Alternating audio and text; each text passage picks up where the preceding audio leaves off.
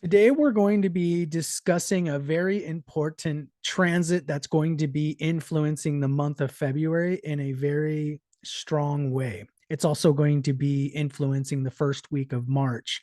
That's going to be Mars entering this sign of Capricorn, which is going to be happening on February 5th.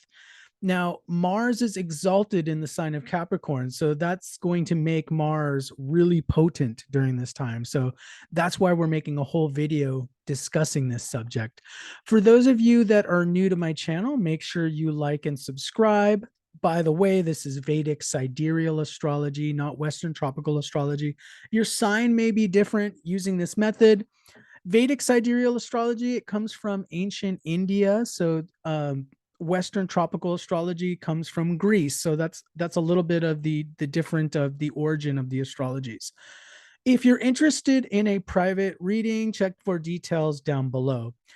Now, before we talk about Mars and Capricorn, I wanted to discuss a little bit about the world situation because really what we're watching right now is kind of the end of an old world order that's slowly in this decay. Especially we saw it really hit a point in 2020, and it's also kind of like in this state of crisis even since then.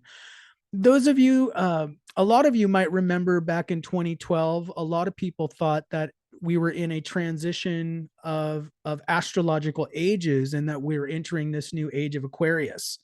Well, with what I'm seeing with the astrological energies and what's happening in the world, it feels that way. So a lot of these astrological ages can have decades of overlap period, and that's why we're seeing this very slow transition. We also have to keep in mind that Pluto is in the sign of Capricorn as well for the next 20 years, which represents a revolution or a change in government and how we really how we look at how we operate as a world society.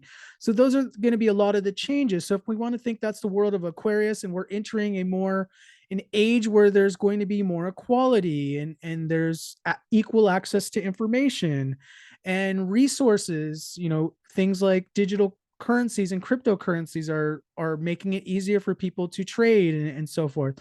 So we are entering a new age, and it's kind of like the old world order is going to be trying to catch up with that. So let's talk about that for a moment. I got a slide here for you all. So in 2020 is really when we saw this really come to a head, this thing about the breakdown of the old order and then us entering this new order. And the old order had a lot to do with the lower three chakras. Now, remember, Vedic astrology is very connected to yoga, so that's why I'm bringing up the seven chakras here.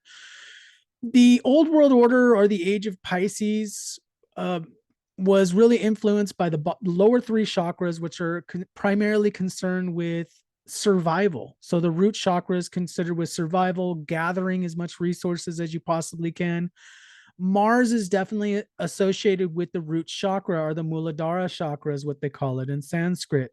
So that's why I want to bring this up. When we're talking about Mars, we're talking about an energy, a very powerful energy, Kundalini energy, that is very concerned about dominance and survival. So when we're seeing that energy amplified, I want you to understand that the foundation of what Mars represents to help us understand what's going to be happening during this transit. The last couple thousand years, success has been measured pretty much by material gain and me first thinking. And in the last 100 years, it's been the age of the corporate sociopath. We got to do whatever we can do to get ahead, even at the expense of other people. And the new age we're entering is an age of empathy and compassion. Okay, it's an age where we're transcending the lower three chakras, and we're getting to the heart chakra here. We're getting to a more unified unity consciousness. So that's where we're heading. But the people that are have benefited from the old world order, they're not going to go quietly in the night. Okay, so a lot of them belong to very various hierarchies, and they want to maintain that dominance. So that's what this is what this period is kind of about. So let's change slides here. Okay, So Mars in Capricorn, it starts February 5th. It's going to be going till March 15th.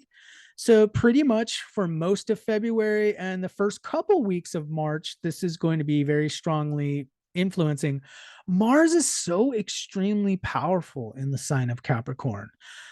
It's exalted. So it's just this energy is completely amplified. And to give you a little bit of an idea of what Mars represents, it represents transformation, energy, warfare, kinetic action, strike first mentality. If any of you have watched that show Cobra Kai, so strike first, the spring of the deadly cobra, Kundalini energy. Okay. Mars also represents birth. So that's something to keep in mind. So this new birth is a very traumatic process. That's why Mars rules birth, childbirth. So the thing about Mars is Mars can bring breakthroughs. It can break through shells. So if we think of a crab, leaving its old shell and getting into a new shell, there's this destructive process of having to leave its old shell. Essentially, that's what we're in right now. We're in this destructive process of we're trying to leave this old energy, but it's just kind of staying there in a very stagnant way. Saturn is like a glacier that doesn't want to move. Saturn represents the old order. And so Mars is trying to really work through that order.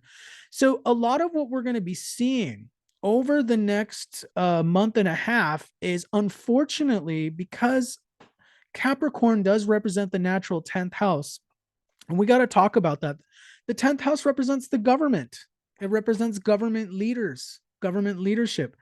Keep in mind during this transit, in a lot of Vedic astrologers don't talk about this, but Pluto is going to be in the sign of Capricorn as well, which represents really intense transformation.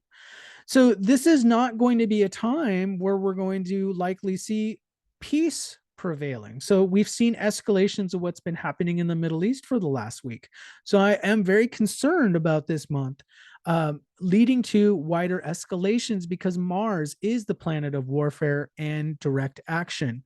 In fact, Mars and Capricorn, especially with what Capricorn represents with hierarchies, it can represent this mentality of trying to become the top dog. Those of you may have played that game King of the Hill when you were young, and that's kind of what Mars and Capricorn represents. It's kind of like do whatever it takes to be the top dog, and that's what's happening in the world. So in the world today, we after World War II, we primarily had what used to be the two superpowers with the United States and the Soviet Union, and then in the early 80s or the late 80s, early 90s, we had the Soviet Union fall, and then the United States became the primary superpower. In the last several decades, though, we've been seeing this amazing rise of China. And so there's this new essentially rivalry that's taking place. So that's what we're entering. These are the conditions of these are the preconditions of what we saw during World War II, because World War II was really a shuffling of who was going to be the superpowers. So that's what we're seeing now. There's a shuffling of the board, and Mars and Capricorn can represent that catalyst point of escalations of things. Now, could what we saw in October could have just been the beginning to a larger theme that we're going to be seeing play out through 2024.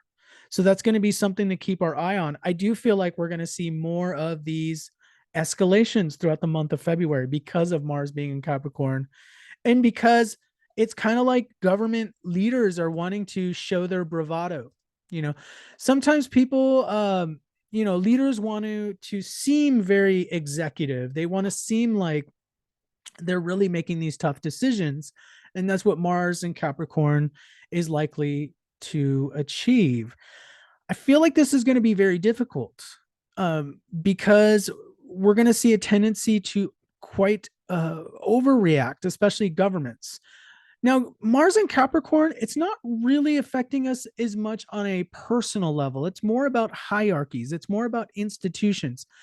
We are likely to see more infighting, especially in the United States, political infighting. So this whole thing about the various Trump lawsuits and And the things that are going on, we're likely to see more political division happening with Democrats, Republicans, and a lot more sparring with those sorts of things. But I think the Middle East is going to be a place we really got to watch with this really strong Martian energy. So that's what we got. I do feel like it's going to be a quite an interesting month. We're going to have to really watch the news.